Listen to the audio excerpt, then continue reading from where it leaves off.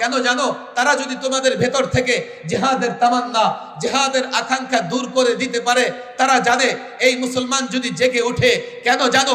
এক এক মুসলমানের বাচ্চা অ্যাটম বোমার পাওয়ার রাখে, অ্যাটম বোমার ক্ষমতা রাখে। এই মুসলমান যুবক যদি জিহাদের ময়দানে এক আল্লাহর উপর ভরসা করে ঝাঁপিয়ে পড়ে, ইহুদিদের রাজত্ব থাকবে না, পৌত্তলিকদের রাজত্ব থাকবে না, খ্রিস্টানদের রাজত্ব থাকবে না, সাম্রাজ্যবাদীদের রাজত্ব থাকবে না।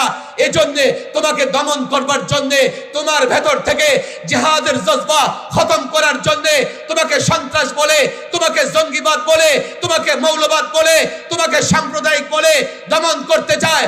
আর আমার মুসলমান যুবক না বুঝে তোমাকে জঙ্গিবাদ বলে যদি তাকে বুঝাতে পারো, এক একটা যুবক, এক একটা মুসলমান সন্তান অ্যাটম পাওয়ার, অ্যাটম বোমার চাইতে শক্তিশালী জিহাদের ময়দানে তোমার সঙ্গে ঝাঁপিয়ে পড়ে গোটা দুনিয়া মুসলমানদের সামনে টিকতে পারবে না।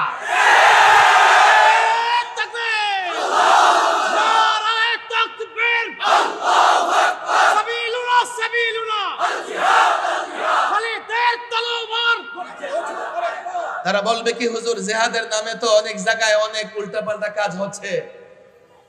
আমি বললাম, জিহাদের নামে যদি কোথাও উল্টাপাল্টা কাজ হয়ে থাকে, যারা উল্টাপাল্টা কাজ করে তারা দায়ী। কথা ঠিক না বেঠিক?